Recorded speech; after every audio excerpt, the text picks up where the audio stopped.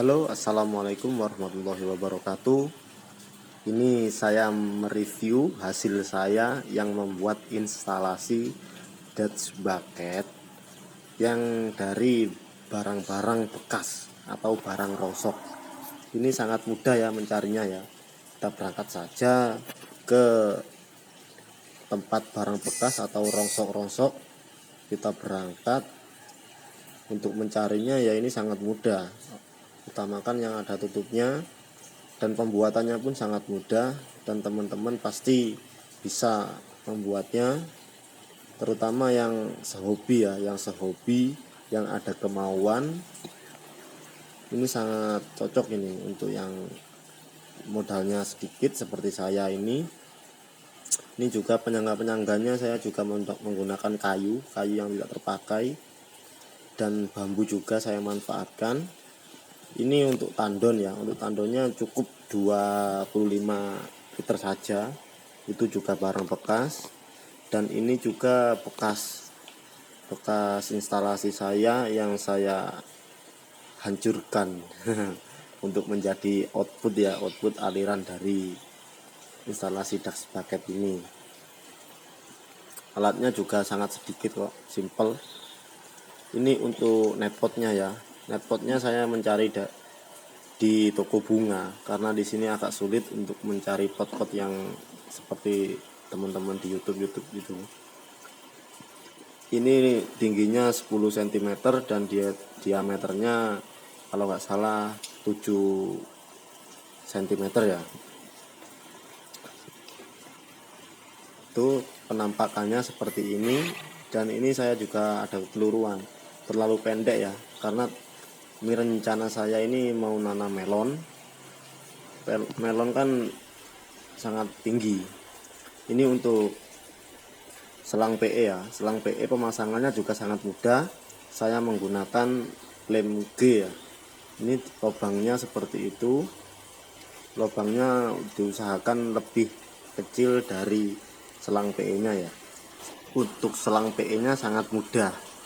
Dan cara pengelemannya ini teman-teman harus tahu, ini sangat murah meriah. Cukup menggunakan lem G ya. Lem G ini sistemnya kan sangat lengket dan kuat. Dan jangan lupa, untuk lebih kuat lagi kita kasih tepung ya. Tepung yang dibuat kue itu loh.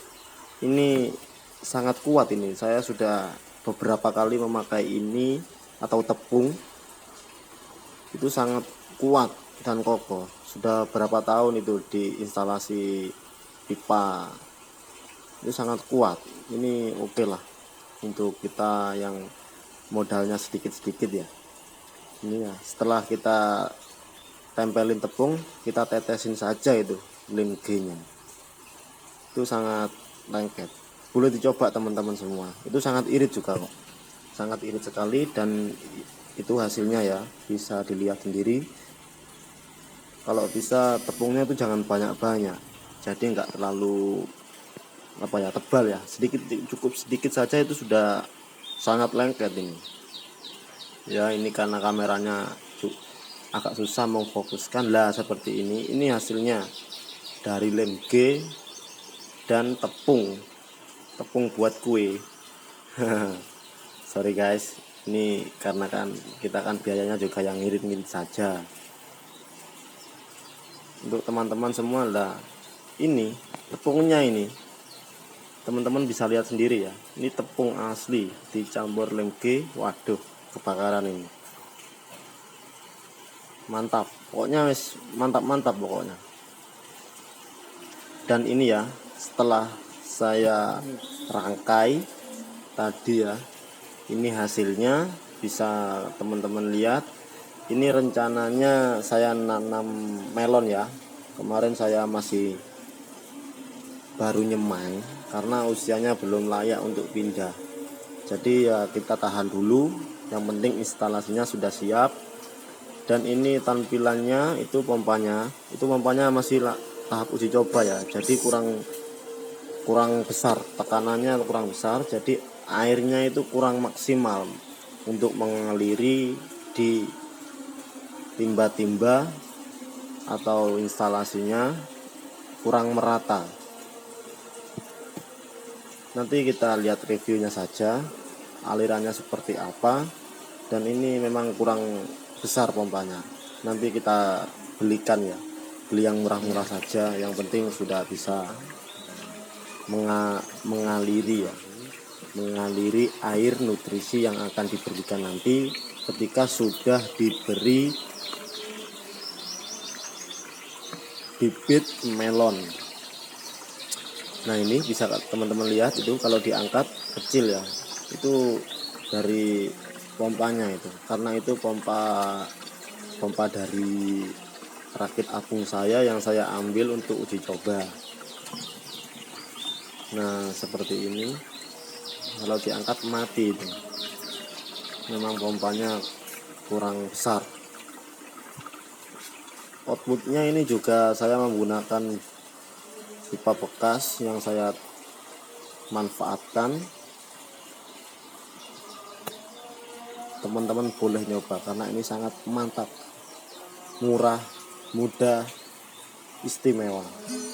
Tinggal nanti kita akan review hasil tanaman ya, hasil tanaman melon hidroponik dengan sistem Dutch bucket. Mudah-mudahan hasilnya nanti maksimal dan sesuai yang kita harapkan. Teman-teman, untuk yang masih pemula khususnya, jangan kendor, los dol. Nah, ini ya, ini tampilannya alirannya air itu kurang maksimal. Jadi jalan satu-satunya ya harus ganti pompa ini. Tapi ya ini sebagai uji coba. Nanti kalau sudah siap pindah tanam baru kita coba. Yuk kita simak kata-kata ini. Diberi sebuah peluang gratis, mereka pikir itu jebakan. Ditawarkan investasi kecil, mereka bilang hasilnya nggak banyak. Diajak investasi besar, nggak ada duit katanya. Diajak melakukan hal-hal baru, mereka merasa mereka nggak punya pengalaman. Diajak jalanin bisnis tradisional, katanya berat persaingannya. Diajak menjalankan model bisnis baru, katanya itu MLM.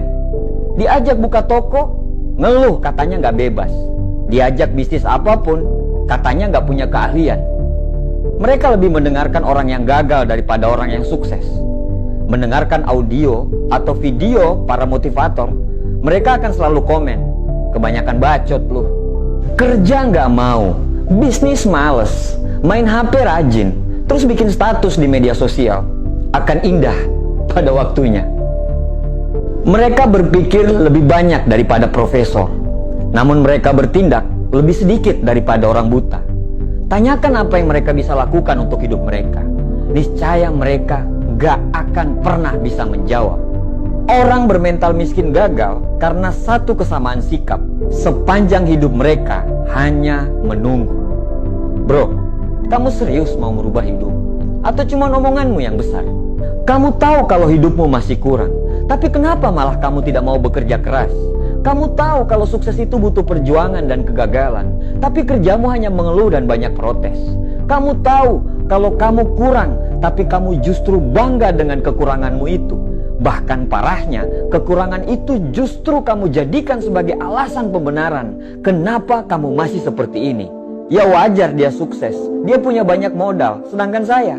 Ya wajar dia sukses, orang tuanya kaya, sedangkan saya. Ya wajar dia sukses, dia didukung, sedangkan saya.